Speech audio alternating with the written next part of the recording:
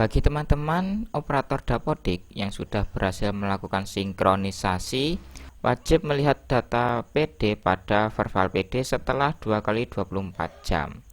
Nanti datanya akan terkirim pada Verbal PD sesuai hasil sinkronisasi teman-teman.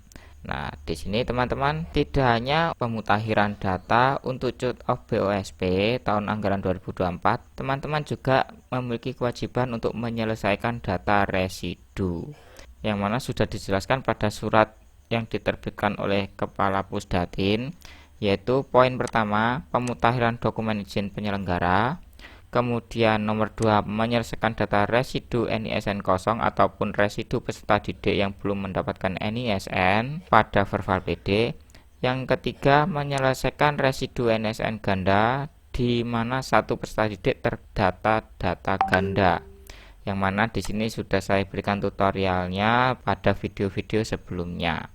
Yang keempat, menyelesaikan residu NIK dan memutakhirkan identitas peserta didik.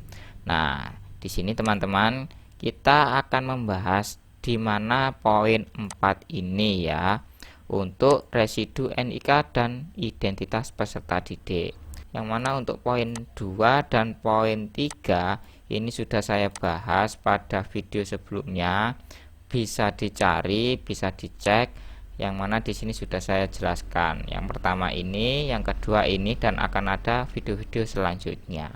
Oke, di sini ada dua cara teman-teman untuk menyelesaikan data residu identitas. Ingin tahu apa saja caranya? Yuk simak terus video ini hingga selesai ya.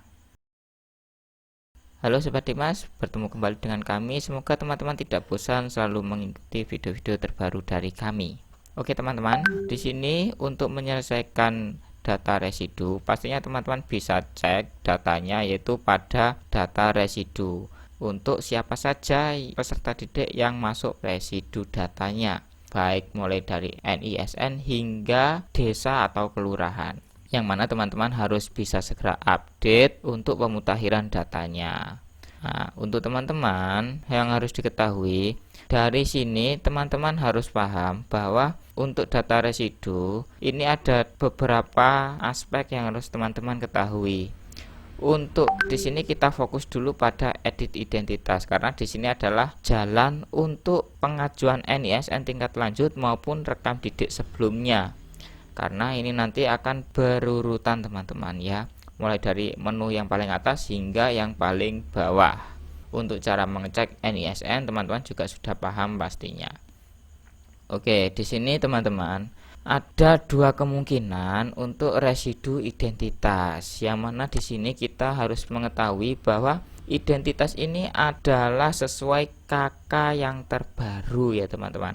Apabila KK ini belum tersinkron dengan Dukcapil Pusat, maka teman-teman harus segera mengondisikan warga belajar atau peserta didiknya untuk bisa mengupdate data atau konfirmasi ke Disdukcapil setempat ya teman-teman, karena supaya datanya bisa terkirim ke Dukcapil Pusat.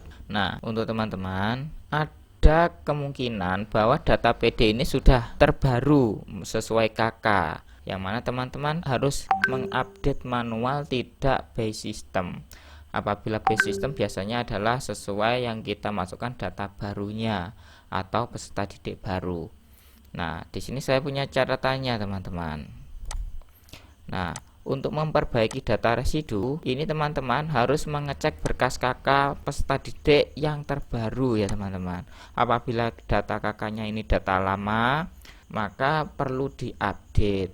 Bisa jadi KK yang lama ini sudah nonaktif walaupun NIK-nya terdaftar karena belum pernah diupdate beberapa tahun ke belakang. Minimalnya adalah 5 tahun, bisa sampai dengan 10 tahun belum diupdate. Ini wajib diupdate ya teman-teman untuk aktivasi KK ini biar aktif. Kemudian jika data KK sudah sesuai, lakukan edit identitas. Apabila nanti sudah sesuai teman-teman, nanti akan ada presentase dalam kepadanan datanya, data dapodik dengan Dukcapil ya, dan teman-teman tinggal update saja, tidak perlu mengubah atau memperbaiki kesalahan datanya. Kemudian apabila data tidak sesuai atau masih ada kesalahan ketidaksamaan data kakak dengan data pada dapodik dan tidak bisa diupdate, teman-teman harus konfirmasi ke peserta didiknya untuk update data kakaknya.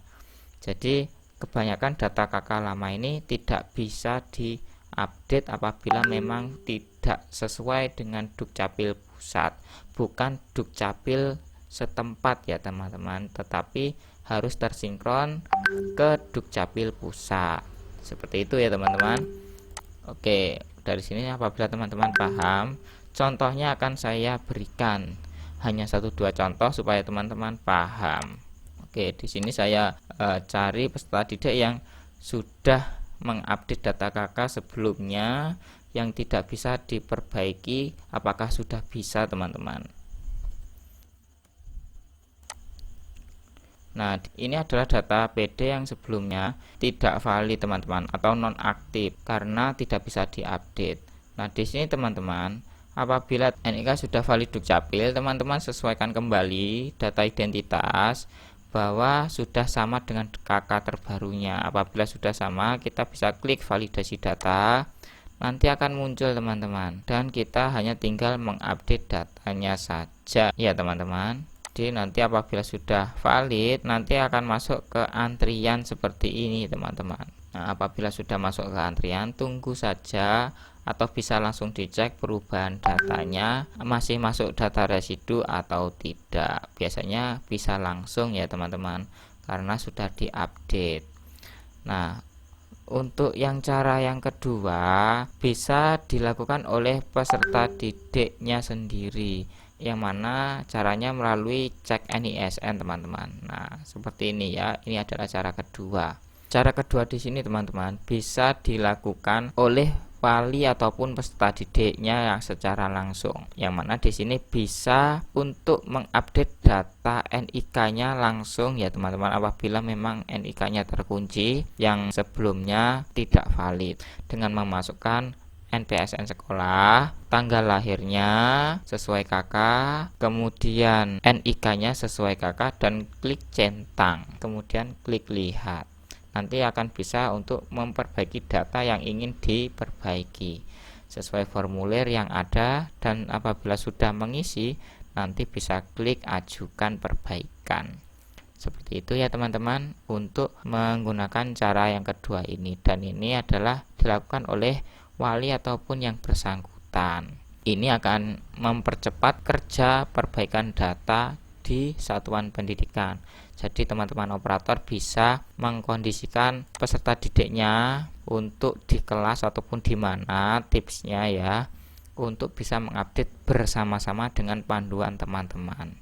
Ini akan mempercepat kerja teman-teman operator daripada nanti edit satu persatu pada verbal PD. Itu ya untuk solusi dan cara cepatnya.